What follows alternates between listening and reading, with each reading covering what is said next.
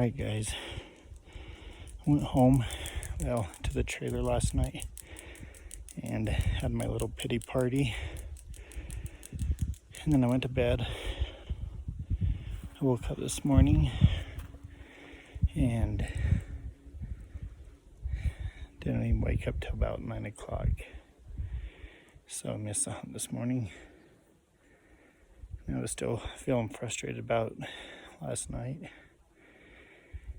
And then the thought came to me, I should call Darren. Darren's my brother who lives in Wyoming, and he kills a lot of animals. And at least with him I could go over it, play by play, find out where I went wrong. And he doesn't think they scented me because they weren't blowing snot, their nostrils were enlarging, their eyes weren't bulging, their hair didn't stand up on their neck, and they didn't bolt out of there. He thinks, sorry, cows up here busting through the trees, and just want to make sure it wasn't an elk, but he believes my movement when I was trying to get up onto my feet is what they saw, but they weren't sure what they saw, so they just left because they couldn't make sense of it.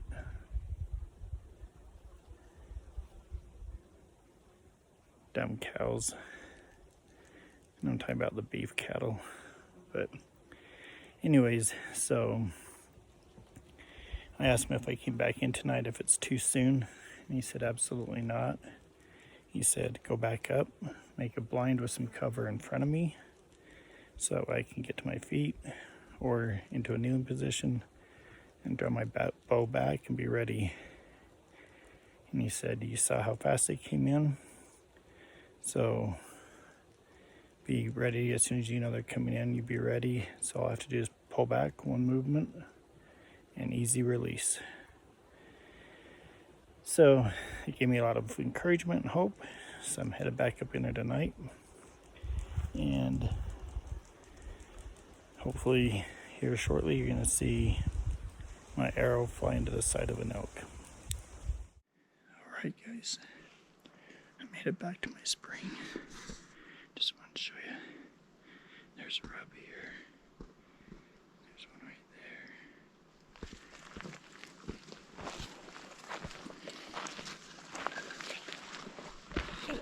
There's one right down that line.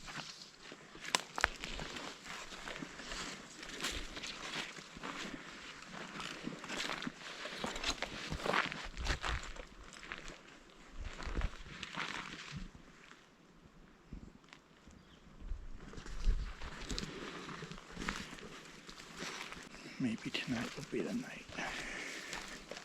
I'm sitting here.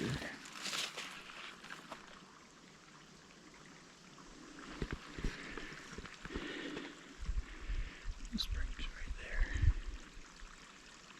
So maybe, hopefully.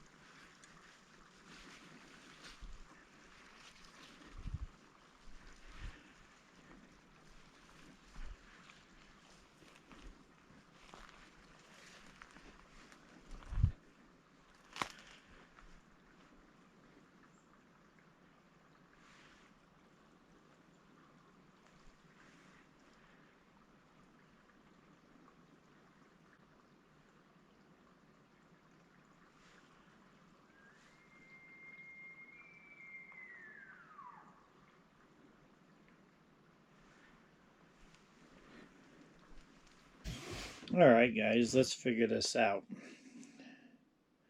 First off, was that a kick in the pants or what? I hope you're able to hear that elk running up on the hill, bugling, doing his location calls, grunting, barking, all the cows mewing, chirping. It was crazy insane. It almost spooked me a little bit knowing I was surrounded by so many elk. I couldn't move without one staring me down, and there's those 3 or 4 that came in the watering hole and kept staring at me for the longest time. If I hardly even moved, they'd right back at me and stare me down, and I'd have to wait it out. And sometimes I was in uncomfortable positions, but I wasn't gonna mess this one up. Yeah, right. By the way, I came back to a nice gourmet meal of hot dogs again, but anyways, I think tonight the score bumped up to elk 7 or 8 or 9, Brandon 0. And sadly, I'm not even pissed about it. I'm kind of laughing more than anything. Like, how many rookie mistakes are there? How many rookie mistakes can one make? I got in there this afternoon about 1:45, 2 o'clock, way early. Made me a nice blind, plenty of cover in front, a nice little window to shoot through. I could sit in my stool, draw back, stand up, and shoot. So, mistake number 1 for the night. I anticipated what the elk were going to do. I thought they were going to come down the hill like they did last night, run right down in the spring, face to the west, and start drinking. I put my blind on the north side of the spring, thinking if they're facing west, I got a nice side shot. Arrow goes on the right side, exits to the left side, and have meat on the ground. That was mistake number 1, anticipating what the elk were going to do.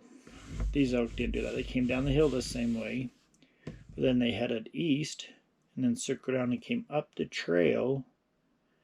I'm assuming steady in the area, and they kept staring me down, looking at me. I didn't have much cover behind me. Maybe that's my next mistake. Maybe I need to find cover in front and behind. I'm going to go up and plant some pine trees next week if anybody wants to come up with me. Big 10-foot pine trees, so I have plenty of cover behind me. But yeah, next mistake. Anticipating what the elk do. I started getting a little buck fever. I could tell this one elk was up on the hill coming down in after those other 2 had left. And I thought she's going to walk right down in here. And she'll come out about right now. And I drew back. And I waited. And I waited. And I waited. My arms started getting tired. So I let off. And then I'm like, here she comes. I drew back, but being tired, I anticipated so much. I pulled back and I was clear back here, and she stuck her head out. If you remember seeing that in the video. And all of a sudden I realized I wasn't at my anchor spot. My anchor spot's here, and I'm clear back here. So I'm trying to let off just enough to get to my anchor spot. But at that point, again, starting to get tired, and off she goes. Meanwhile, while this is going on, I've got the bull elk coming down the hill behind, bugling, grunting, barking. Cows are barking, chirping, mewing. I didn't know what to do. I didn't know where to go. I know there's one more rookie mistake. Maybe just not having a plan. I thought about it on my way out, and then I just found myself starting to laugh like, maybe I need to write a book. The top 10 rookie mistakes in elk hunting or something. Maybe it'll just be this video. I don't write books. Hardly ever read books, but it better be a really good book. I am reading a book right now because Noah and I is getting in there at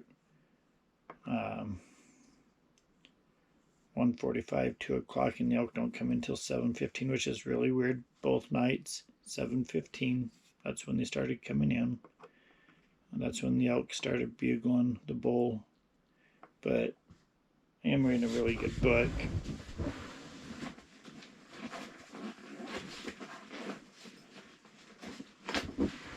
Lewis Moore, The Mountain Valley Warrior.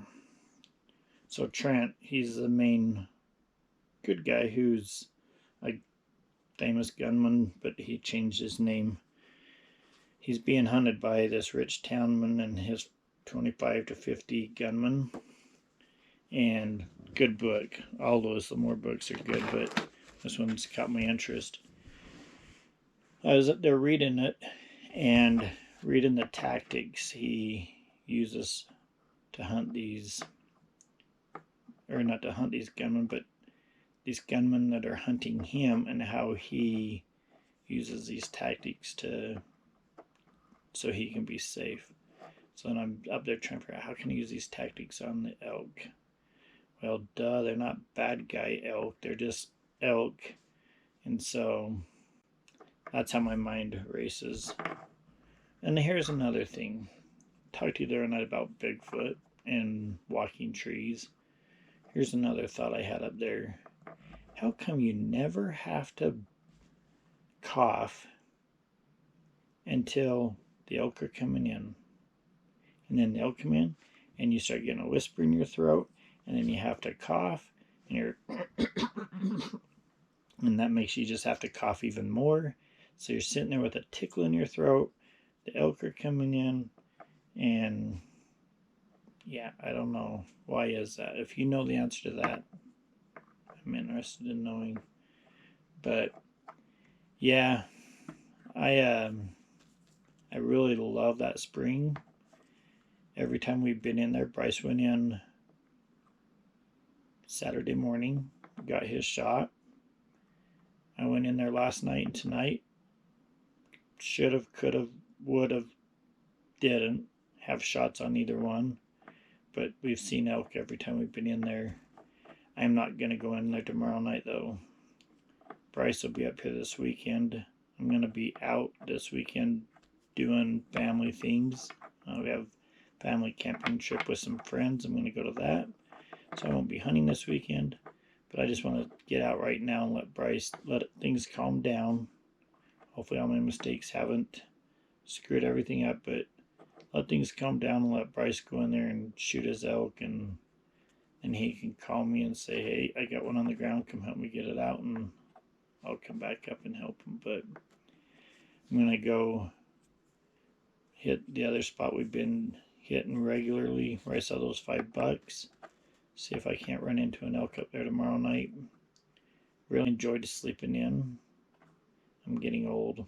I'm lazy. I'm fat. So I think I'm going to sleep in again tomorrow morning and actually do better on my night hunts when I do sleep in because I'm not falling asleep. And I've never really had a morning hunt prove good for me anyways. Maybe if I was up at that spring it'd prove differently. But I'm going to sleep in tomorrow and then get ready to go up there early afternoon. Get up there, find where I want to sit and hunt, and maybe, yeah, right. Maybe I'll find a few more rookie mistakes that I can add to my top 10 list. Maybe that's what I'll end up doing. So, anyways, appreciate you guys following along to this point. Yeah, this might turn into the saga of the hairy-legged hunters. I don't know. The saga of the sheep that could have and would have and should have, didn't. I don't know. But anyways, we're having a great time. We're having a blast. Even though we're not getting anything, I'm having a great time. Love being up here. Love being in the mountains. Love Wearing camouflage is my favorite color. I wish lingerie came in this color. Jill would have a closet full of it. But thanks for watching, guys. We'll see you tomorrow morning.